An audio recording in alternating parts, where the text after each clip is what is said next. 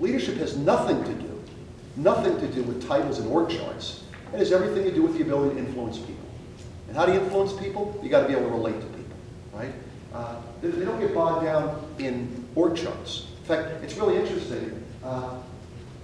If you think about the amount of time that gets spent in organizations about org charts and titles, the only people that actually really care about them are the people that are in the organization, right? The customers don't care, right? If I'm buying some product from Tom, I may talk to Tom about price, quality, delivery, timing. I don't think I'm going to call Tom and say, Tom, let's spend a couple hours talking about your work chart. I really don't care.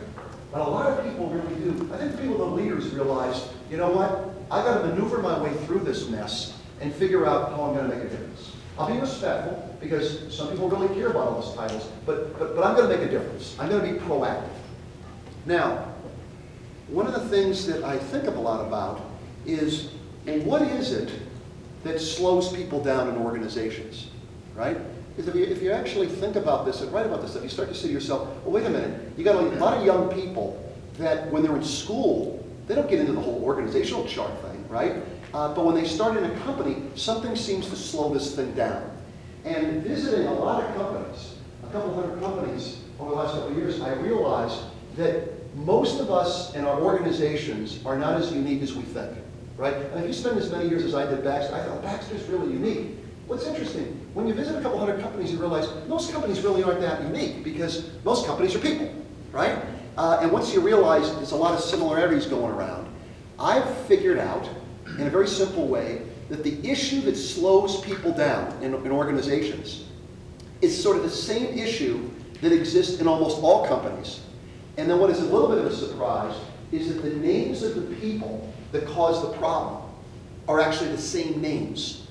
I'm going to give you an example because this may seem a little odd, but it actually turns out to be true. And I'll give you a little example of how this actually plays itself out. So here's what happens. You got a couple of guys, and they're all young, they're all in their early 20s, they're just starting off, and they're in a conference room. And Eduardo says, you know, Gavin, we're just starting out, and you know, we're low on the totem pole here, we don't have anybody reporting to us, but this doesn't make sense. I don't know why the company's doing that. We didn't learn it in school that way. This seems to be kind of backward. Gavin, we ought to, respectfully, we ought to challenge that. We ought to come up with another way of doing this, okay? And Gavin says, you know what, Eduardo, I hadn't thought about it, but you're actually right. Let's push on this. Let's challenge some of the leaders. Let's ask the question. But usually you have somebody like Keith, okay, a little bit more reflective, a little more careful, and Keith says, wait a minute, whoa, Eduardo, slow down. We can't do anything yet. We have to wait. We gotta wait. Keep your pants on, we gotta wait. And Eduardo goes, well, Keith, what do we have to wait for?